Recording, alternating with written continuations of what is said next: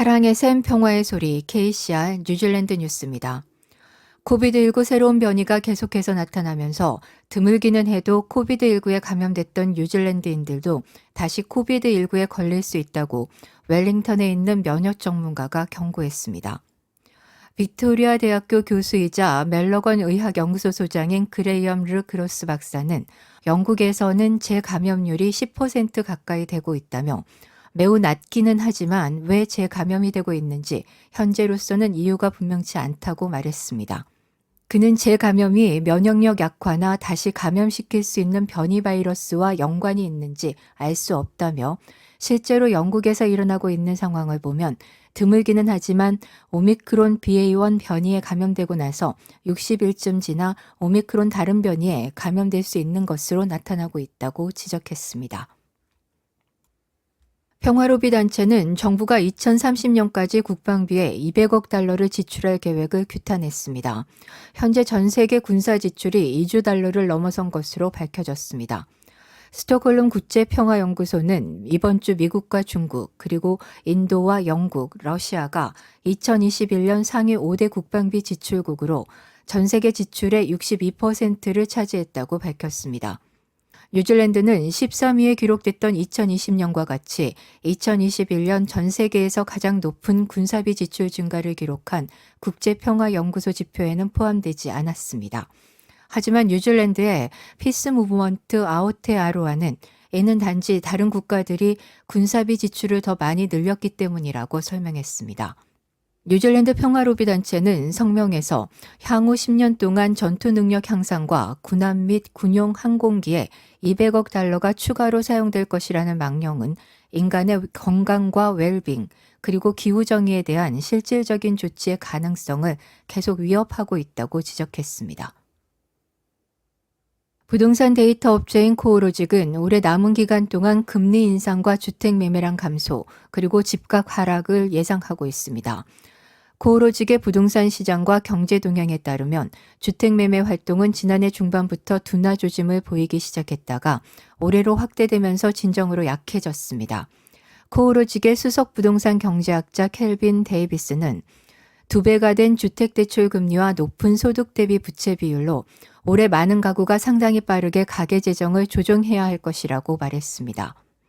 그는 또한 올해 1분기 부동산 매매량은 10년 만에 가장 부진한 것으로 부동산 시장 활동이 계속 억제될 것으로 예상하며 아마도 올해 판매량은 10% 정도 감소하고 2023년에는 5% 정도 더 감소할 것으로 예측했습니다.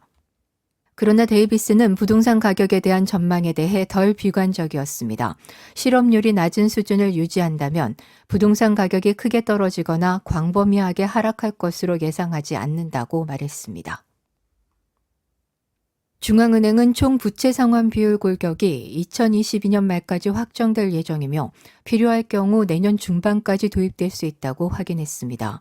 주택담보대출 업계에서는 소득 대비 부채 비율이 월별 모든 금융 채무를 총소득으로 나누어 계산돼 수치화되고 제한이 도입돼 주택담보대출 자격을 얻으려면 일정 수치에 해당돼야 합니다. 재무장관 그랜트 로버트스는 지난 2021년 중앙은행이 DTI를 이행할 수 있도록 원칙적으로 동의했지만 완전한 대중적 협의를 거친 후에야 가능하며 DTI가 첫 주택 구매자들에게 영향을 미치지 않아야 하고 투자자들에게만 적용돼야 한다고 말했습니다. 크리스찬 혹스비 금융안전 담당 부총재는 산업계 및 지역사회단체와 협의한 뒤 중앙은행이 DTI 제한 운영체제를 추진하고 있다고 밝혔습니다. 뉴질랜드 사람들은 식료품과 휘발유 가격의 급등과 함께 새로운 데이터를 보여주면서 또 다른 타격을 받고 있습니다. 트레이드미의 자료에 따르면 3월 전국 주간 평균 임대료는 전년 대비 7% 상승한 575달러에 달했습니다. 이 같은 상승은 최근 소비자 물가지수 CPI가 3분기 연간 물가 상승률 6.9%를 기록하면서 사상 최고치를 기록한 가운데 나온 것입니다.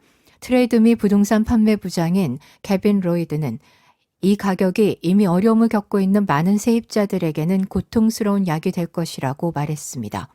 주 평균 임대료가 전년 대비 9%나 올라 사상 처음으로 $600를 기록하면서 베이 오브 플렌티 지역의 임대인들에게는 상황이 더 심각합니다.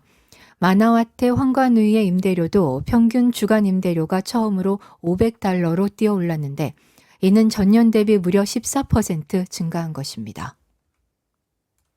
도난 차량 등으로 가게 유리문을 부수고 들어가 물건을 강탈하는 램 레이드 사건이 뉴질랜드 전역에서 한 달에 평균 40여 건이 발생하는 것으로 알려졌습니다.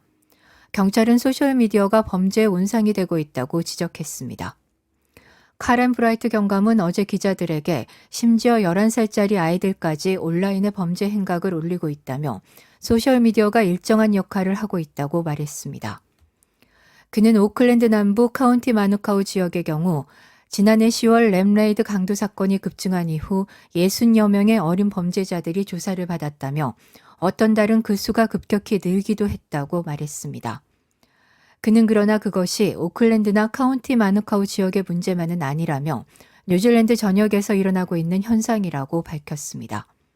지난 26일 밤에는 오클랜드 마운트 로스킬에 있는 가게와 티티랑이에 있는 주유소, 그리고 마이랑이뱅에 있는 데어리, 크라이스처치에 있는 리커 스토어 등이 램레이드 습격을 받았습니다. 오늘의 환율 정보입니다. 뉴질랜드 달러화 대비 원화 기준 환율은 829원 63전, 한국에서 보낼 때 837원 92전, 한국에서 받을 때 821원 34전입니다.